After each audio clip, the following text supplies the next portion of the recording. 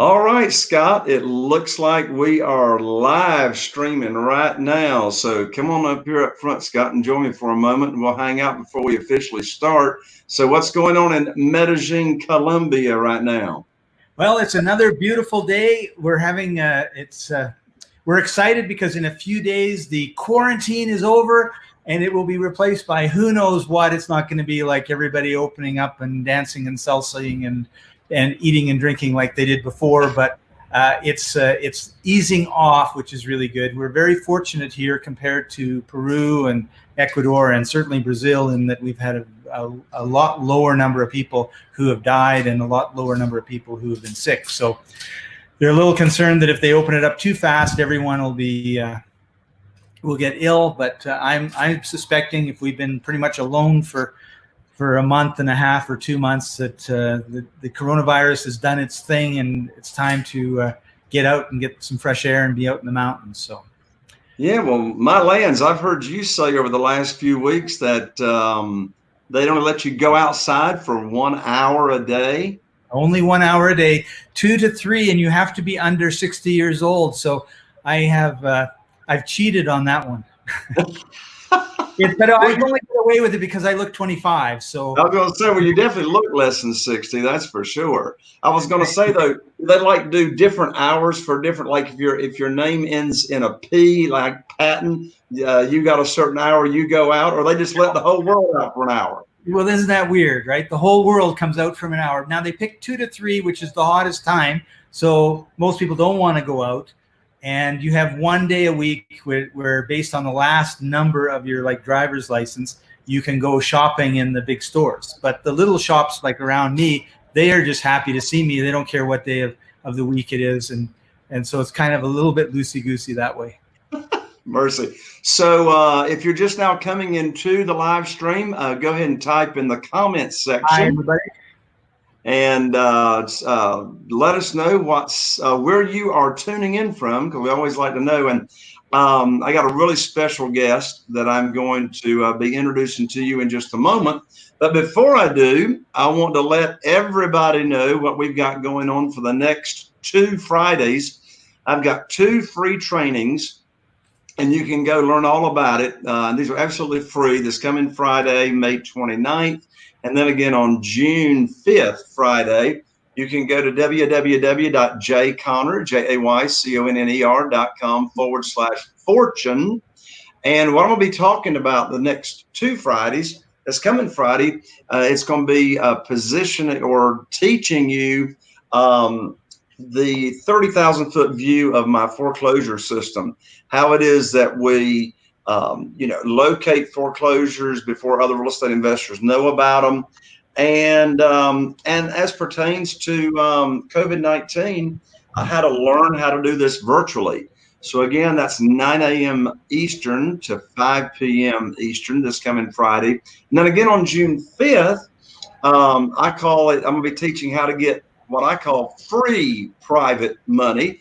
And that is, of course, you all know I'm known as the private money authority, but how you can actually get your deals funded without even having to raise private money. So again, you can go over to jayconner.com/fortune, FORTUNE, and learn and get registered. Okay, get registered to attend for these 2 upcoming Fridays. So Jay, I want to come in just for a second and just say that we had our first Friday last Friday. It was awesome. We had over 2,500 attendees throughout the 8 hours. Pretty amazing.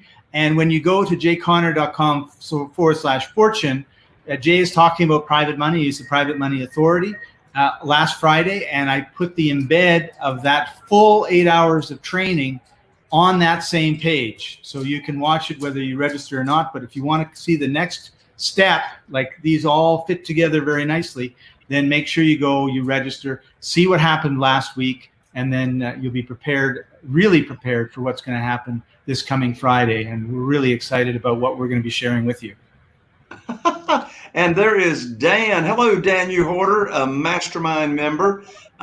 Jay, these free sessions are incredible, packed full of content. Anyone interested in learning how to get into real estate investing or need to up their game need to be on this. Awesome, Dan. Thank you for the shout out. All right. Well, Scott, I'm ready to officially start this show and podcast. How about that? All right, here we go. All right. I'm going to give you 3 seconds of silence, and here we go.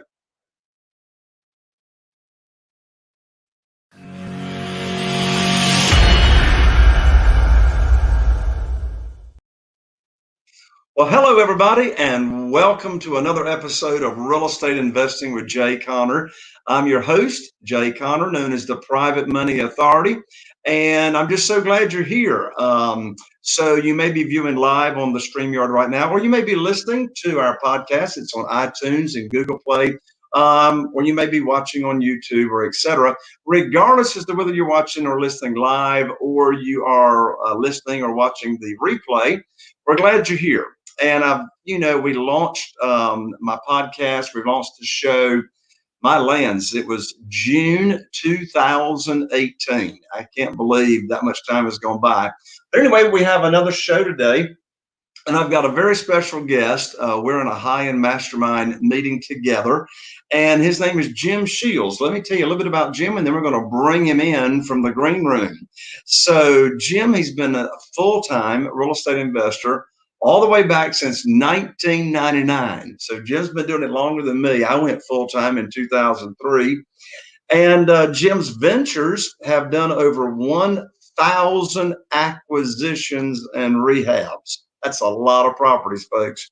So getting a start in the Bakersfield, California, he left there in 2005, headed over to Northeast Florida. That's where he is now, to follow the long-term growth patterns that were predicted for that area. So after 2008, and of course, as you'll recall, it was because of 2008 and 2009. That's how I became known as the Private Money Authority. I was cut off from the banks and learned how to get a lot of private money fast. Nonetheless, after 2008, Jim's company did a bulk of foreclosure properties until switching their model to new construction to adapt to the changing market conditions and needs. So Jim forming a very dynamic building partnership called Jack's Wealth Investments. They now focus on catering to investors in single family and small multi-unit development in Jacksonville, Ocala, Palm Coast, and Atlanta, Georgia as well. Now, the big reason that I've got Jim here on the show today is because he runs a family education company called 18 Summers, and I can't wait to hear the story behind him naming it that. But what this education company does is it specializes in talks, workshops, and retreats for entrepreneur families. Jim also wrote his best-selling book titled The Family Board Meeting that went to #1 in categories of relationships, parenting, and entrepreneurship. So Jim is an expert in training and teaching on how to have balance in your life and in your business. In addition to that, Jim is also an avid surfer. He enjoys traveling with his family, particularly when we come out of COVID-19, the travel will be turned back on. And especially loves traveling with his beautiful wife, Jamie, and their 4 children. So anyway, what an adventurous guy. And Jim's greatest adventure to date was donating a kidney to the greatest guy on this planet from his perspective, and that, of course, was his father. So with that, Jim, welcome to the show. Hey, Jay, good to see you. Good to be here. Great to see you, fellow CG member. Great to have you here on the show, Jim. And so I'm just so excited to have this conversation with you about balance in life, balance in business, and to learn more about your workshops and your retreats that you do. But I gave the folks part of your background, but you started back in 1999. How did you start? What got you into it? Yeah, I had always wanted to do something on my own. And like most entrepreneurs, I started delving into everything from franchises to other business opportunities. And I kept falling back on real estate. And I liked the tangibility of it. It made sense to me, you know, how to take something and pull the levers to add cash flow, to add equity.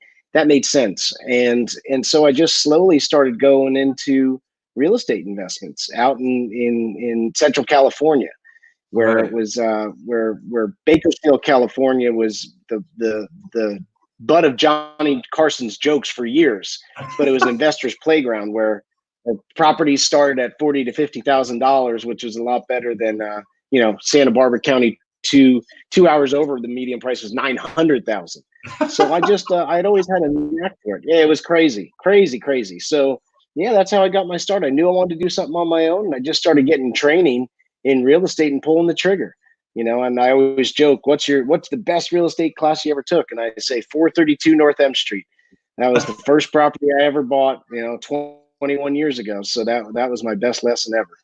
Wow, that's an amazing story. So, so in your introduction that I was sharing with folks, you did like over 1,000 acquisitions and rehabs and et cetera.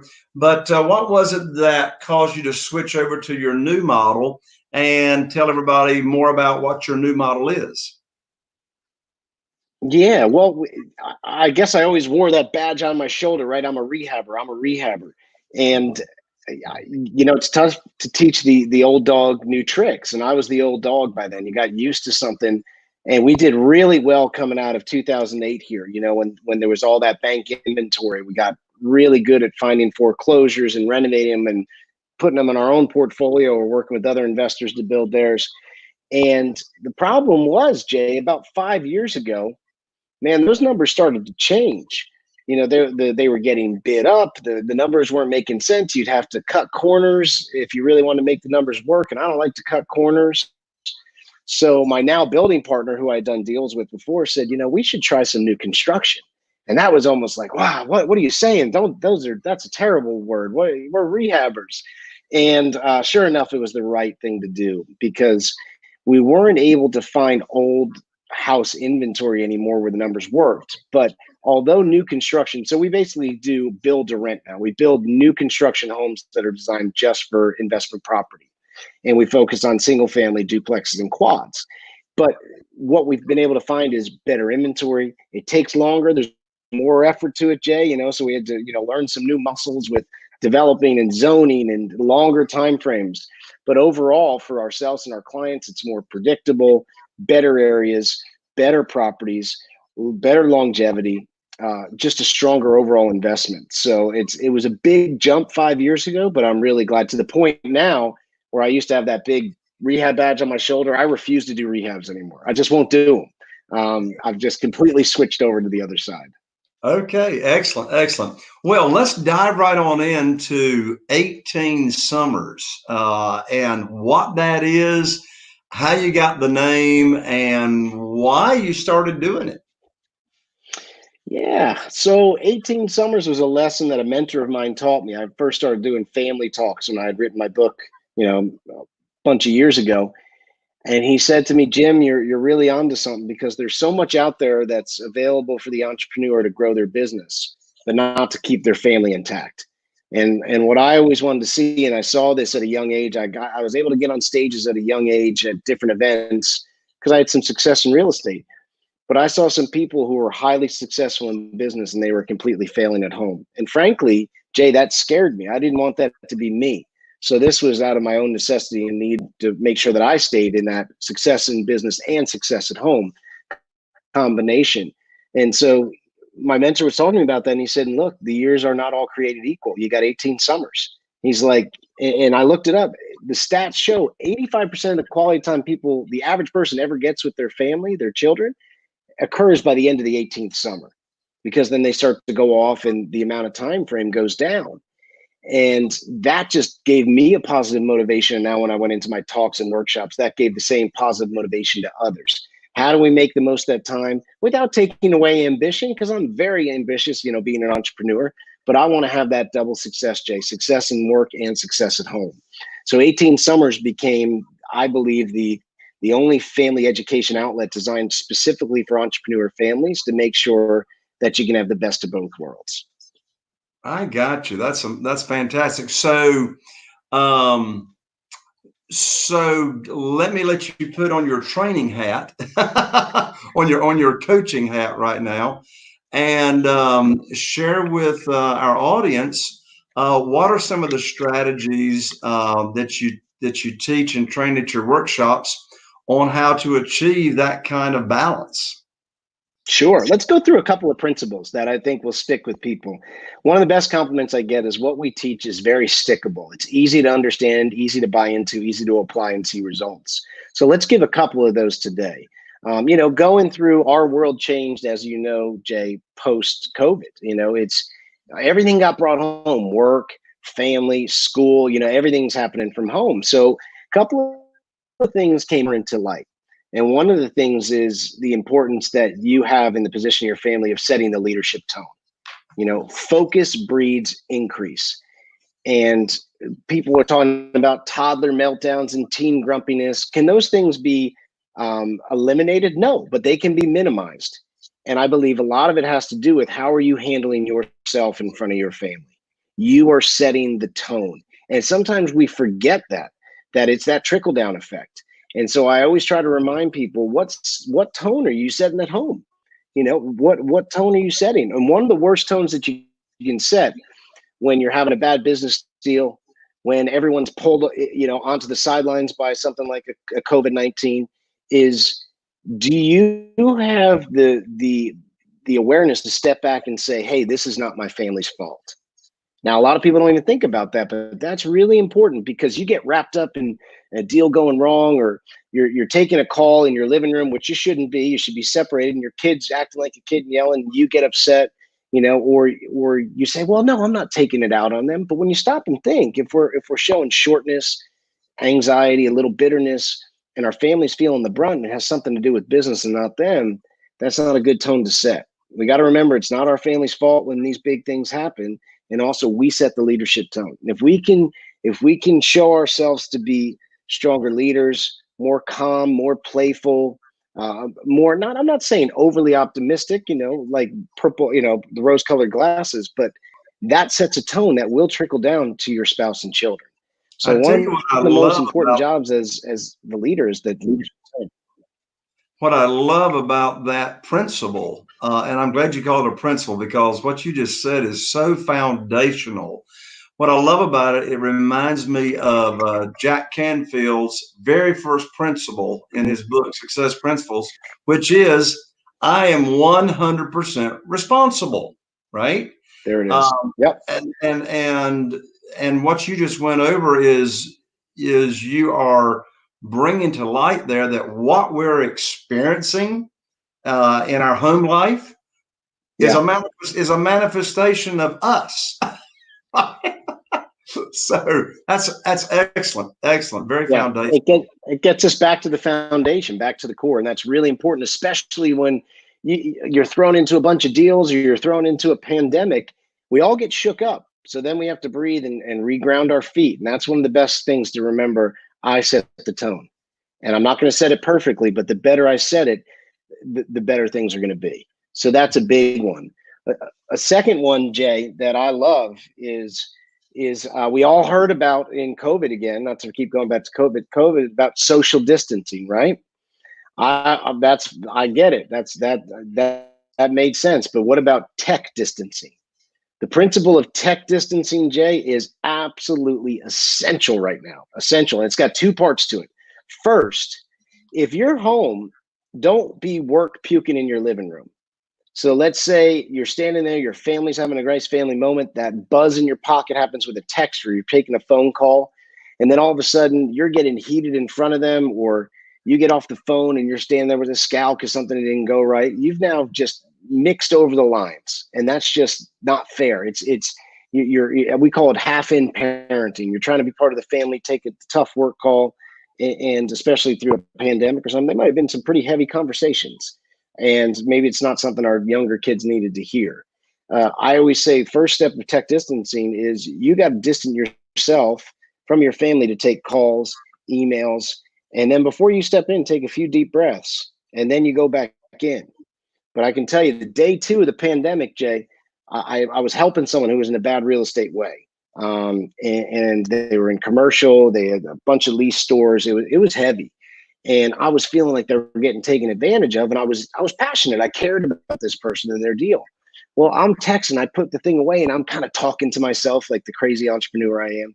My little 5-year-old standing in front of me and she goes, Daddy, why are you so mad at me? I didn't even see her standing there. And so it's like, wow, again, talk about setting the leadership tone. I said, there's a time and a place for these calls, and it's not right in the kitchen with my kids around me.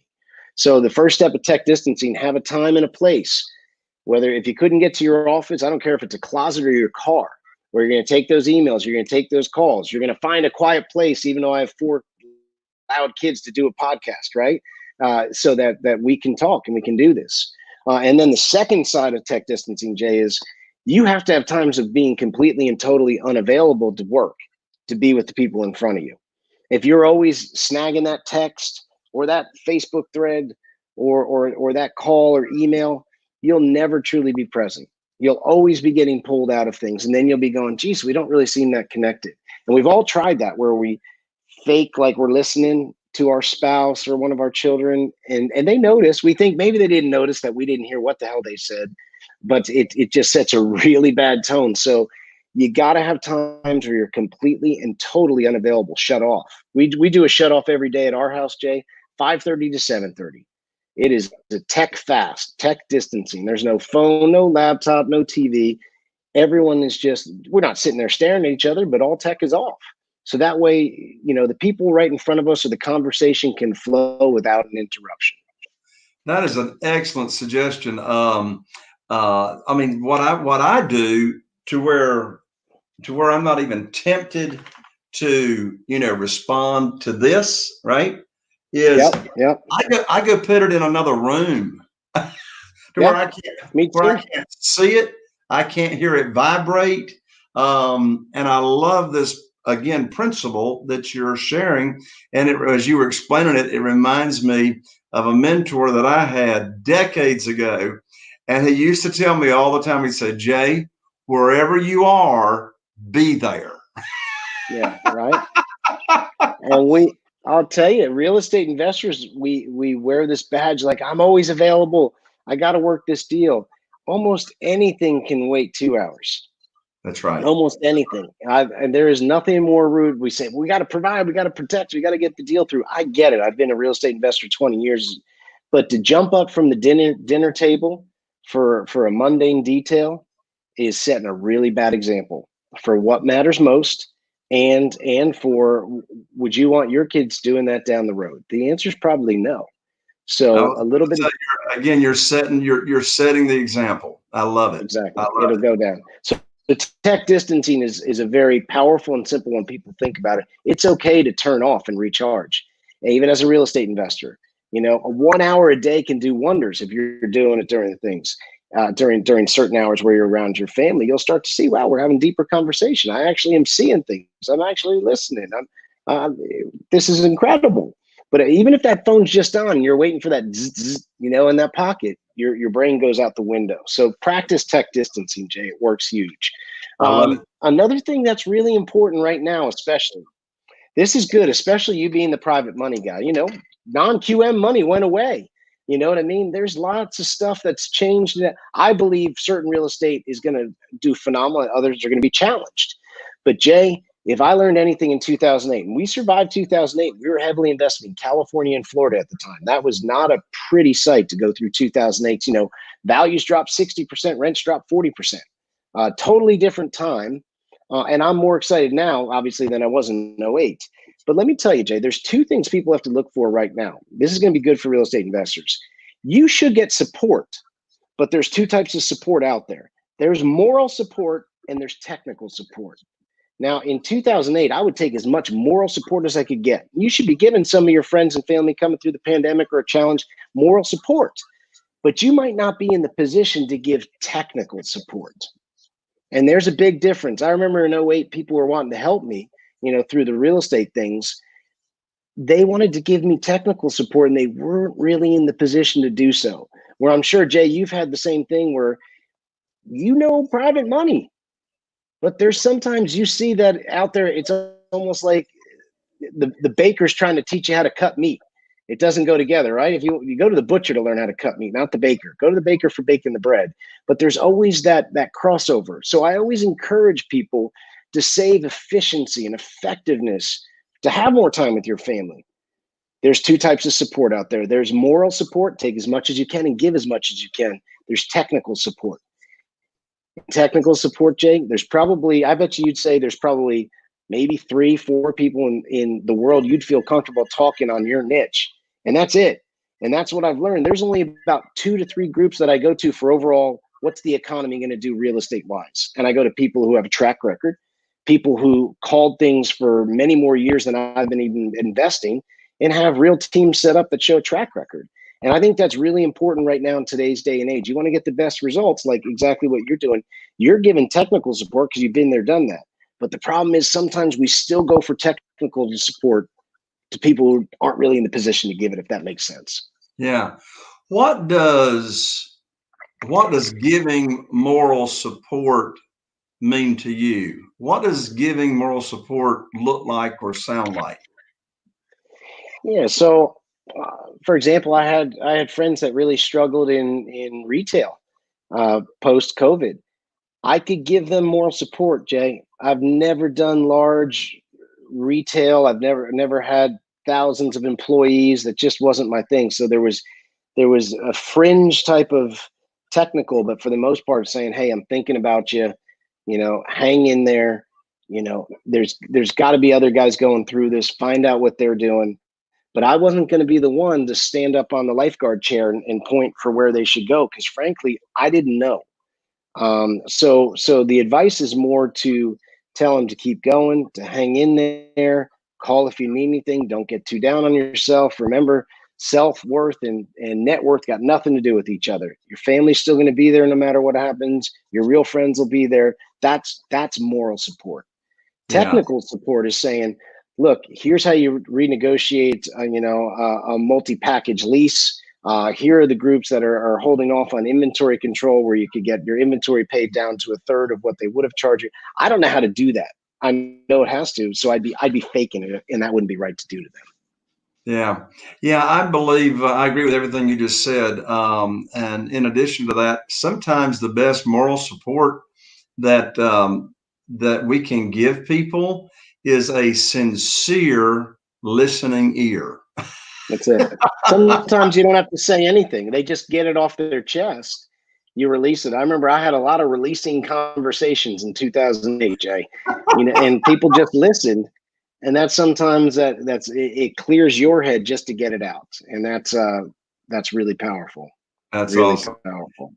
Dan Mewhorter is here with us live. He just commented one of the great things about Jay Connor's masterminds that we give and get moral support and technical support.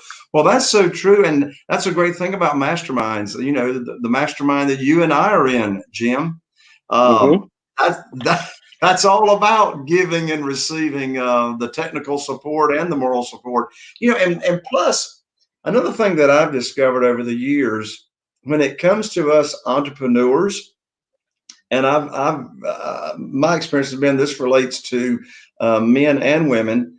There's just not, the majority of the people walking around don't understand us. Does not understand We're oddballs. Do what? We're oddballs. Exactly. So it's like, you know, like a lot of people don't understand. Now, the people that are listening to this podcast, they get it, because people listening to this show have an entrepreneur spirit, or they're interested in entrepreneurial things. But, you know, we have this thing called, it's hard to turn this real estate off in between our ears, right? And, you know, people accuse us of being workaholics. Well, you know, it's really a challenge not to do what I do, because I don't even view it as work. It's just what we do. But anyway, these are great strategies. Did you have one more strategy you want to share with us, or do you keep it to threes? Yeah, I do keep it to threes, but let me give you a bonus one that's been really powerful for people. And this is like the cheat of cheats. You know, if you want a healthy shortcut, this is one of them. Your spouse, your children. If you want to have a good relationship with each of them, or up the odds of that, you got to have one-on-one time. One-on-one time. This is something I learned in our retreats, because we would do whole family retreats and just retreats with one parent, one child. the potency of one-on-one time, like a date with your spouse, a day with your phone off, and just one of your children. Let's say you're crazy like me and have four. It puts the magnifying glass on the relationship in a positive way, and it opens up new conversations and attention that big family gatherings won't. Like I come from an Irish Catholic family, which means I had like 7,000 cousins, and that's great. But those big events are great, but it's the one-on-one time that's had the biggest effect on my marriage and on the relationship with my kids. So I would say, just like you're going to schedule with your biggest investors to find your deals, schedule one-on-one time with your spouse and your children, and you'll be amazed the difference and the depth that you get to just by those deposits of one-on-one time. It works. Wow. I love it. I love it. Well, Jim, I can tell you what, I also know just in our visit here on the show, you've got a servant's heart. I pick up on it, and I appreciate you coming on here and sharing just fantastic information on how people to really take care of themselves, grow their relationships, nurture the relationships that they have. So let's give out your website, Jim, because I know our listeners and audience would really like to continue to connect with you. Yeah, if you're interested in our rent to build to rent model, you just go to jaxwealthinvestments.com, JAX wealthinvestments.com. And if you're wanting a little help on the family side, making sure that your family's successful as your business grows, just go visit us at 18summers.com. That's 18summers.com. That's awesome. Jim, thank you so much. I appreciate you, brother. Thank you, Jay. Good to be here. All right. Okay, everybody, there you have another show. I'm Jay Connor, the Private Money Authority. Everybody stay safe here in the midst of COVID-19 as we come out on the other side. And I'm wishing you all the best. Here's to taking your real estate investing business to the next level. We'll see you on the next show. Bye for now.